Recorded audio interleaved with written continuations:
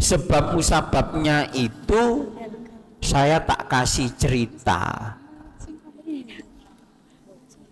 Saya tak kasih cerita kenapa manusia itu disuruh Allah berpuasa, tidak makan, tidak minum.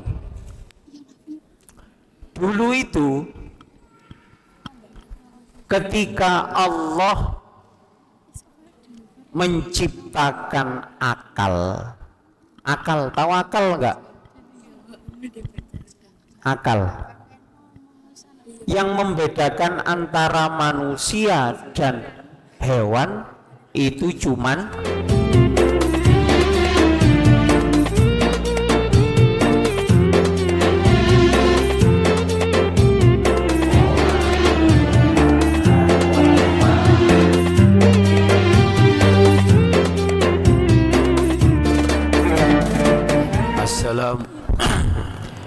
Assalamualaikum warahmatullahi wabarakatuh.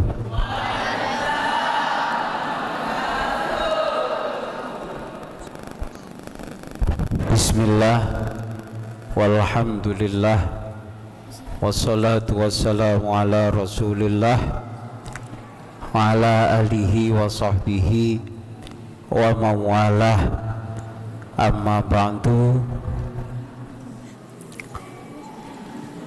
Kepada Ibu Nyai Jauharoh Said yang saya hormati, Gusulil Absor yang saya hormati, para asatidah yang saya hormati, tak lupa kepada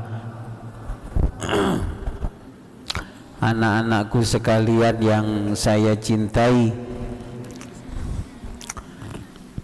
Alhamdulillahirabbil alamin, pada sore hari ini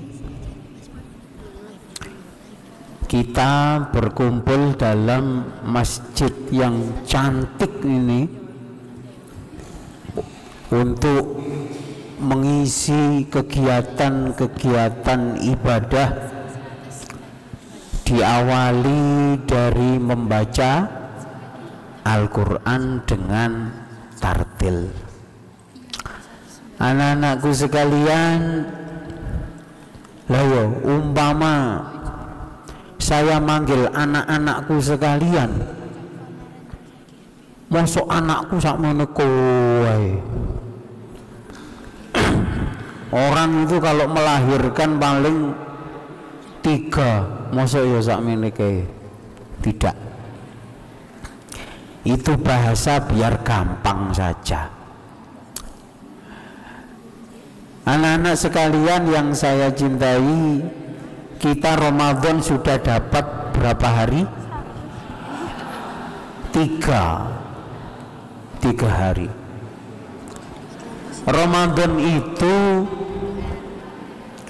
Ramadan itu Rasulullah bersabda bahwa Ramadan adalah syahrul rahmah wa syahrul maghfirah, awwaluhu rahmah wa awsatuhu maghfirah wa akhiruhu itkun minan nar. Ramadan itu ada berapa hari? 30, atau sering kita puasa 29. 10 hari yang pertama itu adalah belas kasih Allah. 10 yang tengah adalah ampunan Allah. Yang terakhir, 10 yang terakhir adalah itkun minan nar. Apa itkun minan nar? Terbebas dari api neraka. Anak-anak, saya tanya sekarang, Ramadan puasa itu kapan mulai diwajibkannya? Ada yang tahu? puasa Ramadan itu diwajibkan zaman Rasulullah itu pada kapan? Hah? Gak ada yang tahu? Ada yang tahu?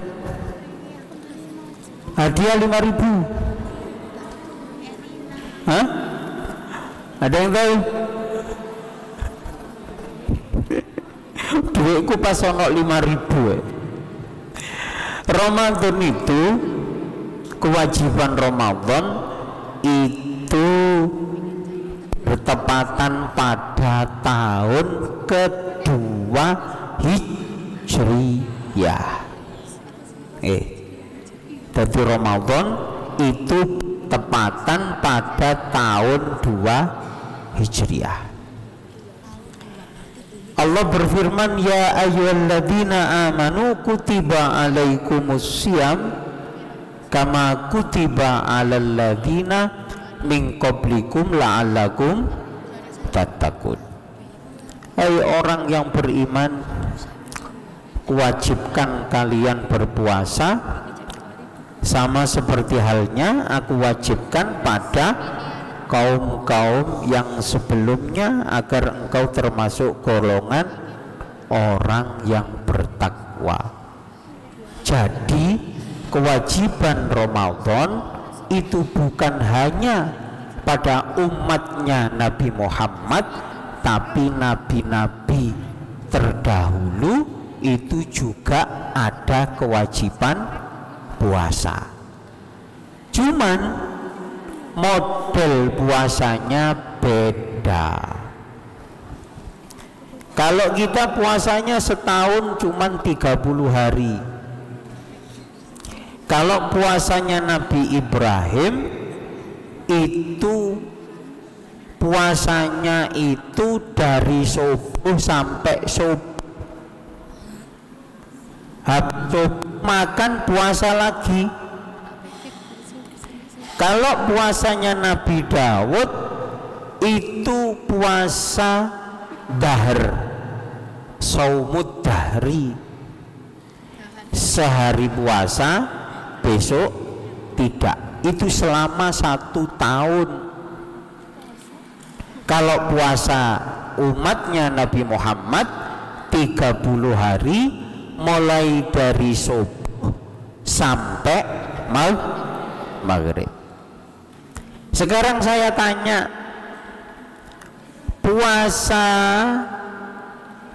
dalam agama kita itu wajibnya ndak boleh makan itu dimulai sampai dimulai kapan? Hah? Hah?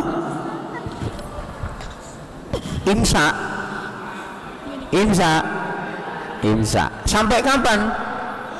Sampai adzan maghrib. Kalau imsa, ada yang tahu artinya imsa? Apa artinya imsa? Menahan. Terus tak tanya, ya, kalaupun imsa itu artinya menahan, kalau orang menahan itu kira-kira boleh kita ketika dengar imsa kurang 2 menit, imsa kurang 1 menit, imsa masih boleh kita makan?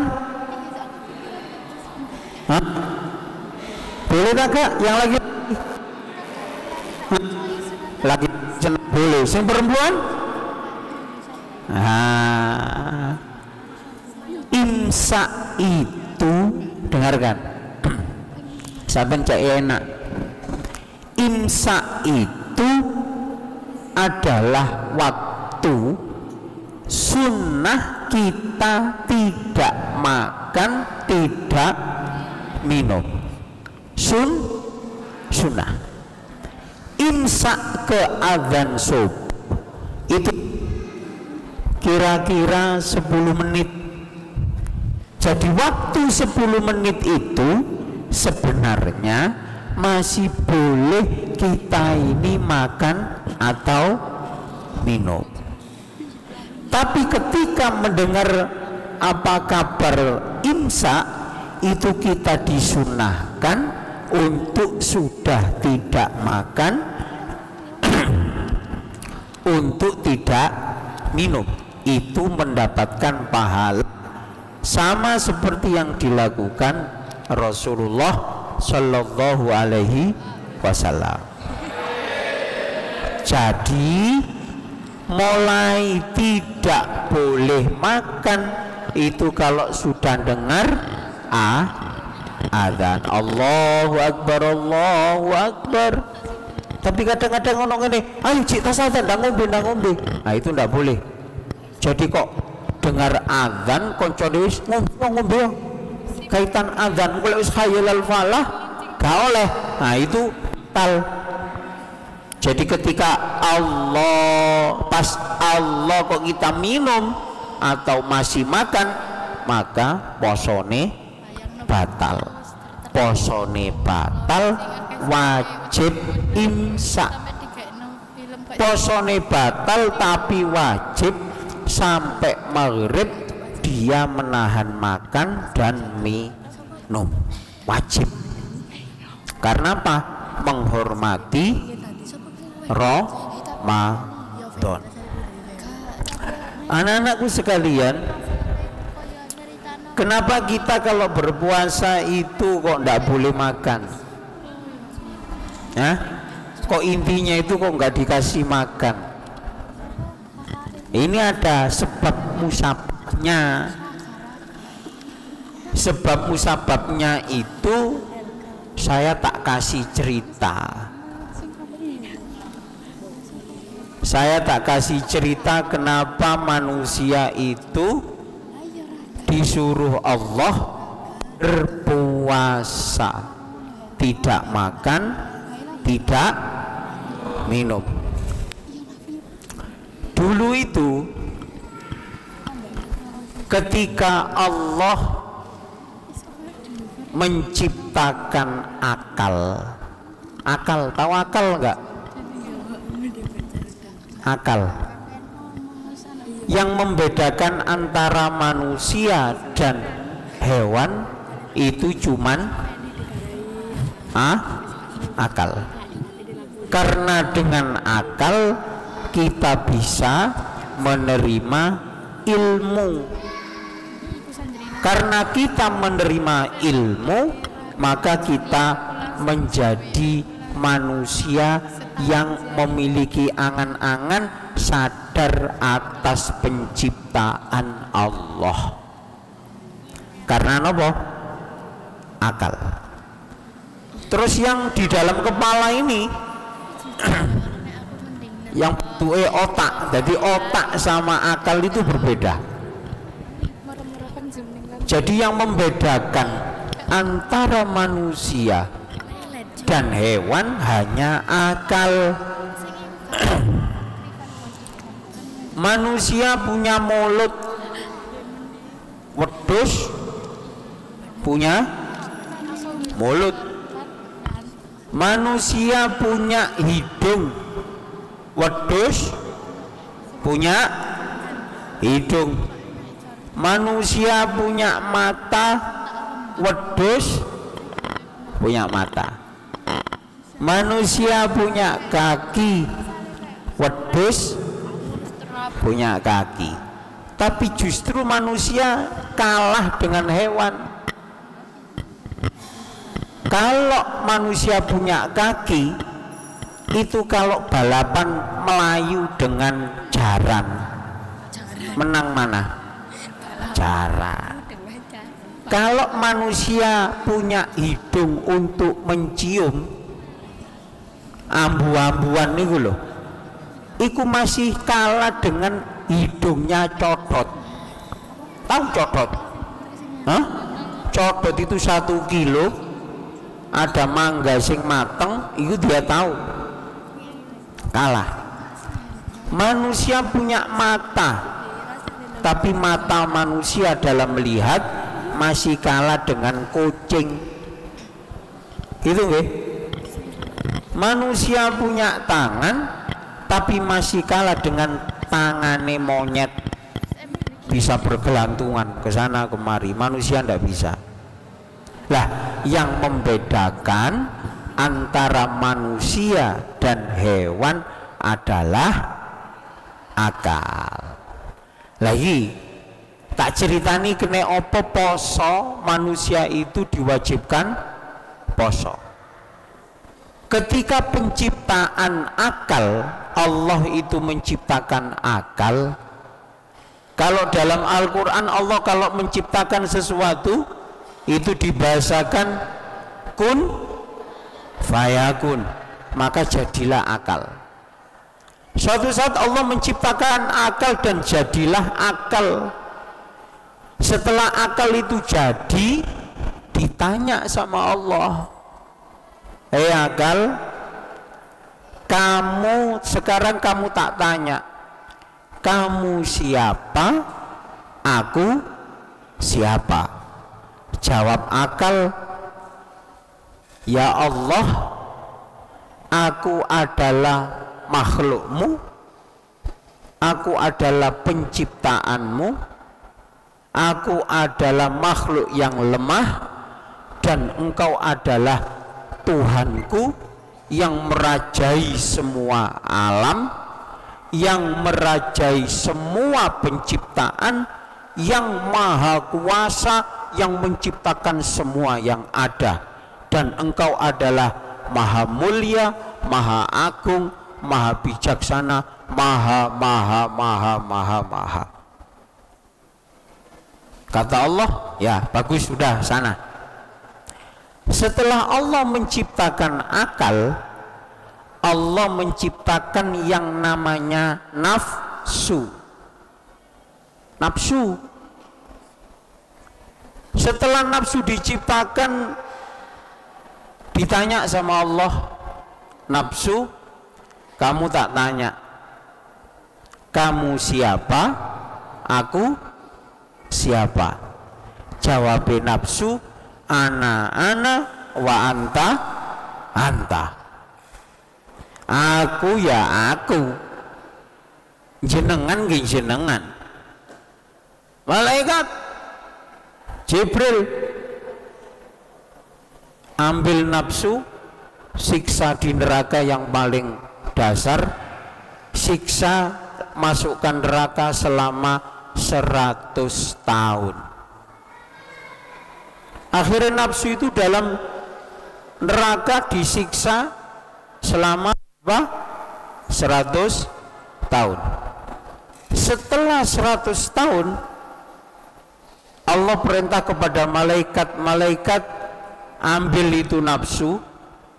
Akhirnya nafsu itu dijemput oleh malaikat, diangkat, nafsune wis kosong, ya wis kosong mateng, warnane ireng. Sebelum dihadapkan Allah, nafsu itu dibawa ke telaga Kautsar, dimandikan. Setelah dimandikan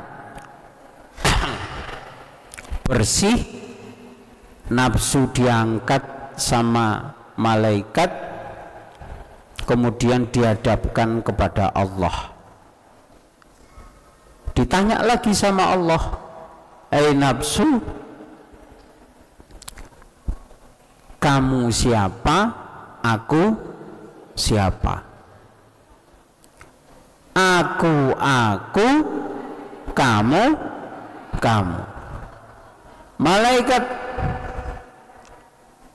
cemplung nonang neraka maneh, siksa di neraka paling besar selama 100.000 tahun. Wis disiksa nafsu selama 100.000 tahun.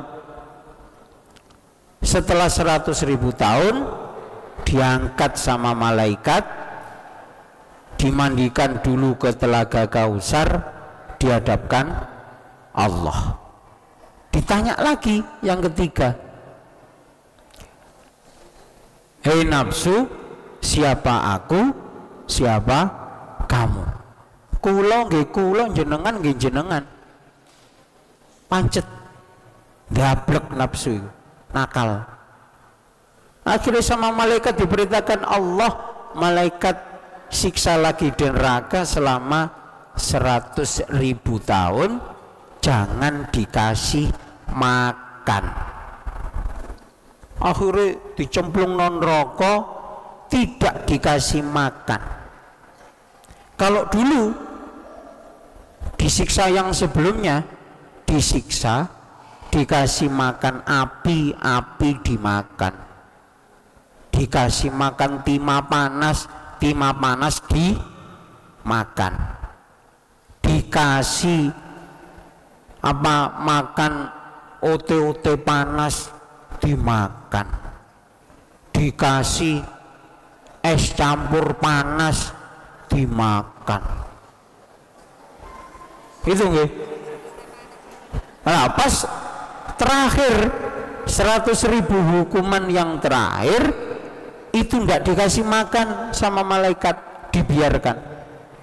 Setelah 100.000 tahun, maka nafsu ini diangkat oleh malaikat.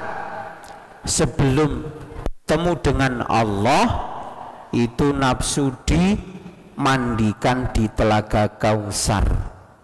Setelah dimandikan dihadapkan Allah, ditanya, nafsu, sekarang kamu tak tanya, aku siapa, kamu siapa? Aku siapa, kamu siapa? Kamu siapa, aku siapa? Akhirnya nafsu jawab, ya Allah, aku adalah makhlukmu yang lemah. Aku tidak punya kekuatan kecuali Engkau yang mentakdirkan. Engkau adalah Tuhanku yang berkuasa di seluruh penciptaan. Engkau adalah Maha yang agung, Maha suci, Maha. Lah, dari cerita itu manusia itu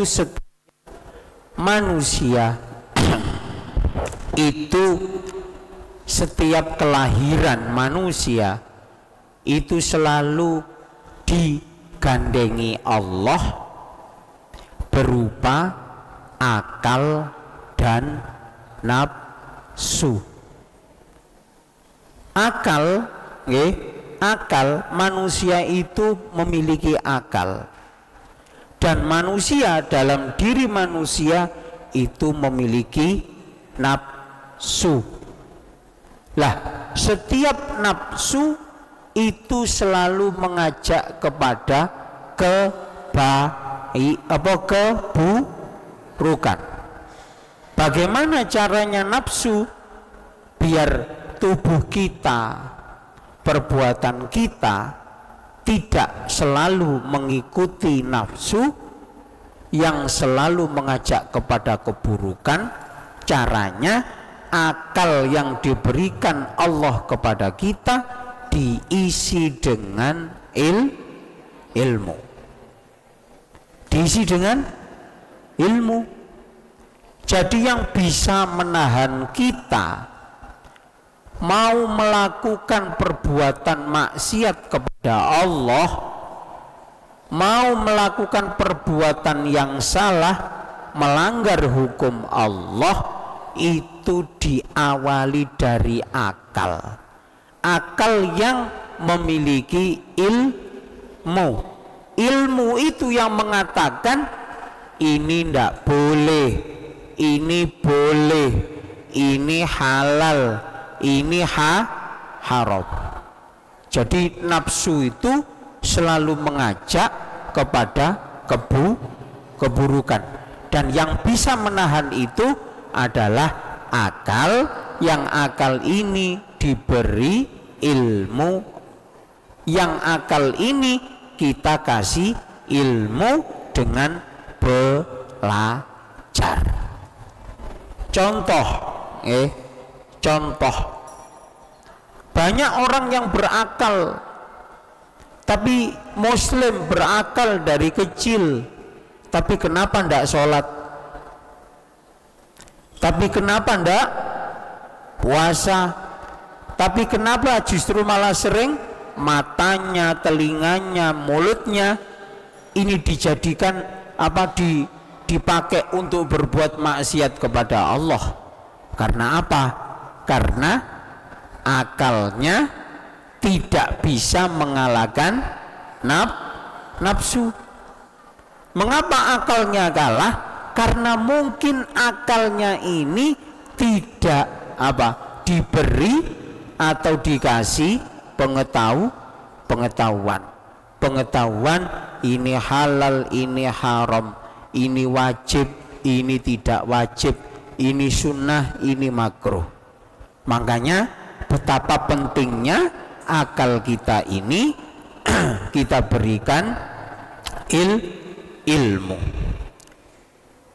Anak-anak sekalian yang saya cintai, para ulama berkata, jadi untuk menahan kita menuruti nafsu adalah dengan cara perut ini tidak dikasih makan, tidak dikasih minum. Jadi ulama itu berkata, idza syaba'at al-batnu ja'at jami'ul jawarihi. Jikalau perut ini kok kenyang, maka anggota tubuh kita ini dia akan merasa kelaparan. Anggota tubuh kita ini merasa kelaparan. Jadi kalau perut itu kenyang, anggota tubuh itu merasa lapar. Yang mana anggota tubuh ini adalah media nafsu berekspresi. Contoh, contoh, kalau orang itu perutnya kenyang, motone ngejak turu.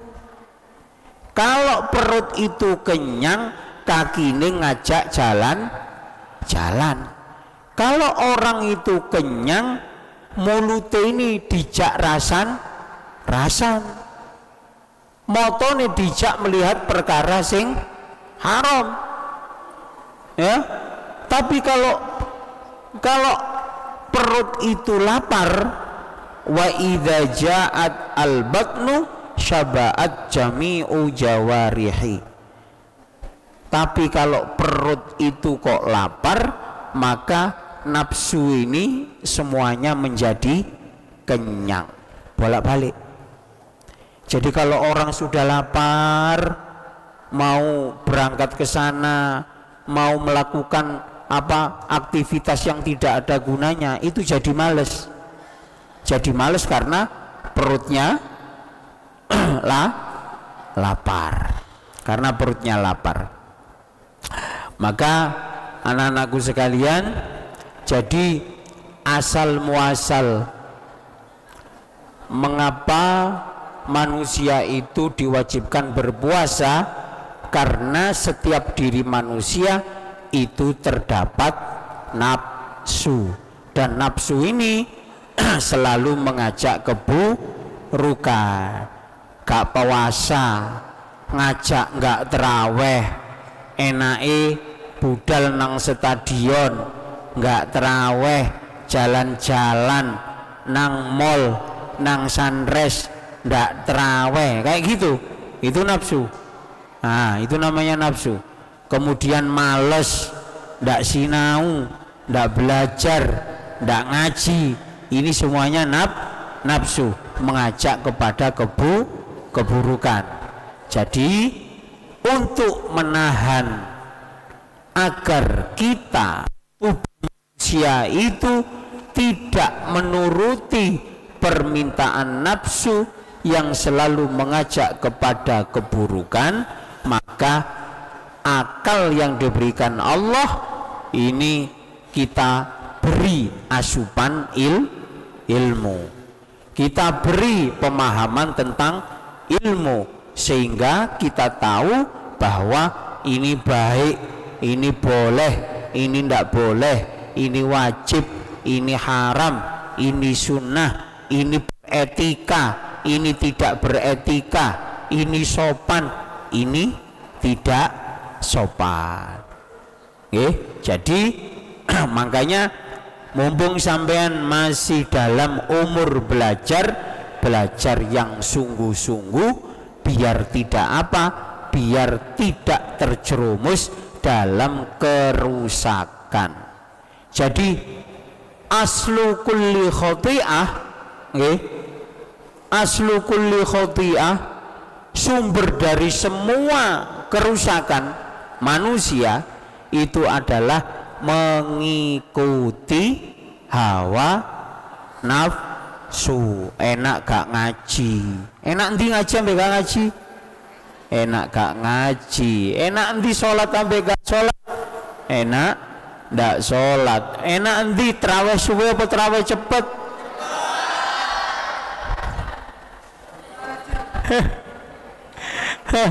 Enggak. Terawih itu yang baik lama apa cepet? Cepet. Itu bukan nafsu, itu bukan nafsu. Karena terawih yang ndak boleh adalah terawih cepet yang sampai meninggalkan rukun sholat. Fatihah ndak dibaca, ndak ada tumak nina, ini yang ndak boleh.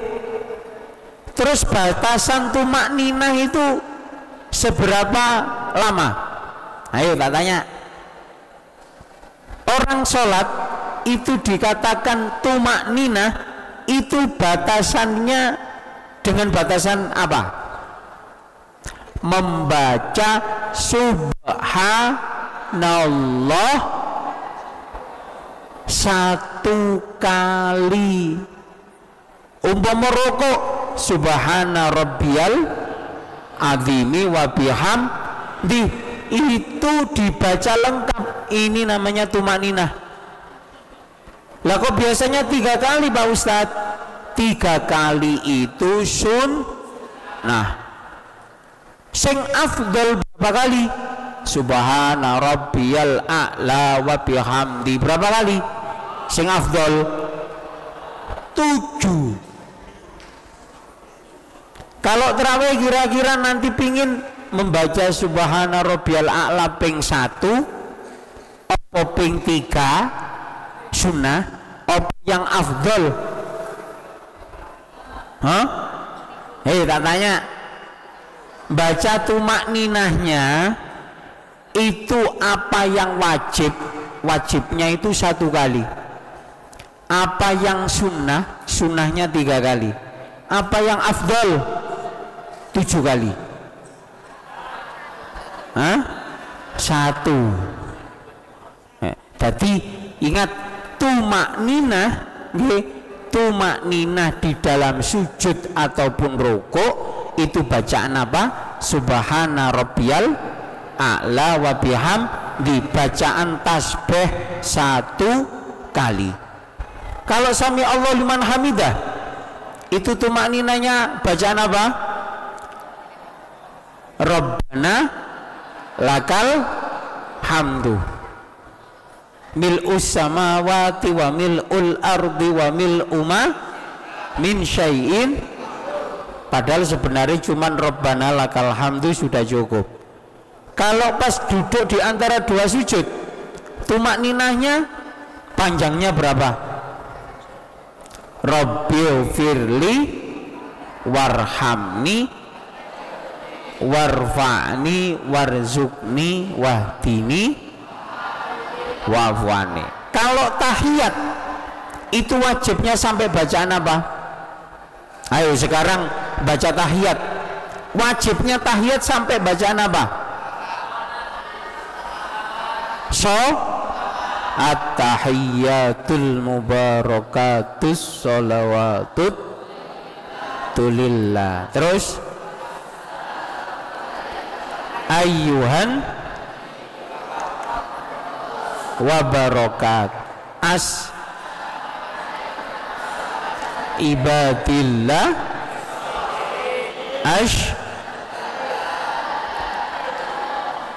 wa asyhadu anna Allahumma sholli ala wa ala hub, harus sampai wa ala ali sayyidina kama barokta kama sholaita sudah tidak wajib. Jadi wajibnya baca tahiyat itu sampai wa ala ali sayyidina Muhammad. Kalau takbiratul ihram sunnah itu sebenarnya Allahu akbar kabira walhamdulillahi katsira, itu sunnahnya sampai segitu. Kalau bisa dibaca semua lebih afdol. Ya anak-anak sekalian, sudah jam 5:30. Semoga di bulan Ramadan ini kita diberikan kesehatan, kita diberikan kekuatan, sehingga dalam bulan Ramadan ini kita diberikan bisa melaksanakan ibadah dengan sempurna, dengan maksimal, dan seluruh amal ibadah kita selama bulan Ramadan diterima oleh Allah Subhanahu wa ta'ala. Al-Fatihah.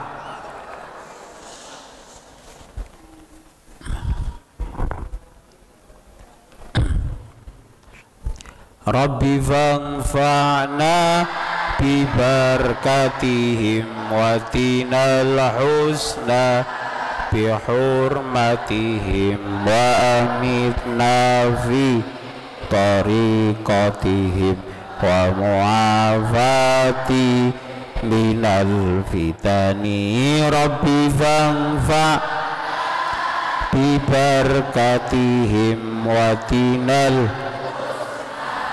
bihurmatihim wa amit fi tariqatihim wa mu'afati minal fitani. Rabbi fanfa' imwatinal husna bihurmatihim wa amit qatihim wa mu'afati.